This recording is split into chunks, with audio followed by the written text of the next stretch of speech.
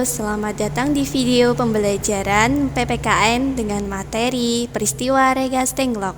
Sebelum mulai ke videonya, perkenalkan nama saya Yana Ardiani, mahasiswa program studi Pendidikan Pancasila dan Kewarganegaraan IKIP PGRI Bojonegoro dengan NIM 22220041. Dan perkenalkan nama saya Ima Dwi Anggraini dari Fakultas Pendidikan Ilmu Pengetahuan Sosial Prodi PPKN dengan NIM 22220004. Langsung saja kita masuk ke materinya. Tanggal 14 Agustus tahun 1945, Jepang menyerah tanpa syarat terhadap sekutu.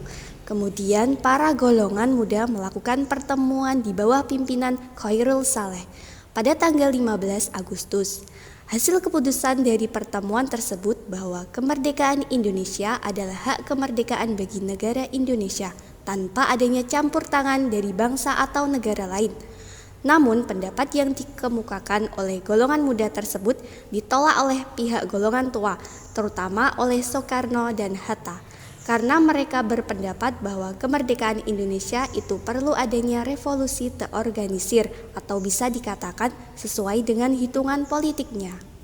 Gagalnya permintaan kelompok pemuda agar Soekarno dan Hatta memproklamasikan kemerdekaan yang terlepas dari Jepang segera mendorong mereka untuk mengadakan rapat lagi.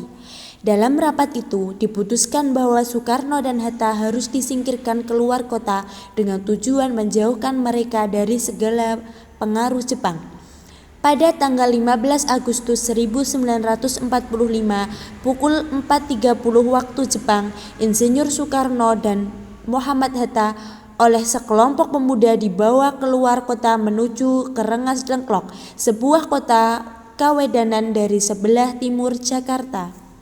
Pada tanggal 16 Agustus 1945 pagi hari, Soekarno dan Hatta sudah tidak ditemui di Jakarta.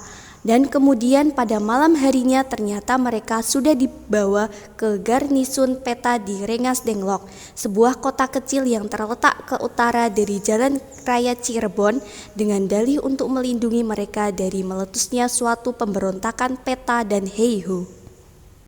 Kemudian di Rengas Dengklok antara golongan tua dan golongan muda tidak terjadi perundingan. Hanya telah diberi jaminan oleh Ahmad Soebardjo dengan taruhan nyawa bahwa proklamasi kemerdekaan akan diumumkan pada tanggal 17 Agustus 1945. Namun, dalam suatu pembicaraan berdua dengan Soekarno, Soedanko Singgih menganggap bahwa Soekarno menyatakan kesediaannya untuk mengadakan proklamasi itu segera sesudah kembali ke Jakarta. Berdasarkan anggapan itu, Singgih pada tengah hari itu kembali ke Jakarta untuk menyampaikan rencana proklamasi itu kepada kawan-kawannya pemimpin pemuda. Sesampainya di Jakarta pada jam 23.00 waktu Indonesia Barat, rombongan menuju rumah Laksamana Maida di Jalan Imam Bonjol nomor 1. Setelah Soekarno dan Hatta singgah di rumah masing-masing terlebih dulu, dan di tempat inilah naskah proklamasi kemerdekaan Indonesia disusun.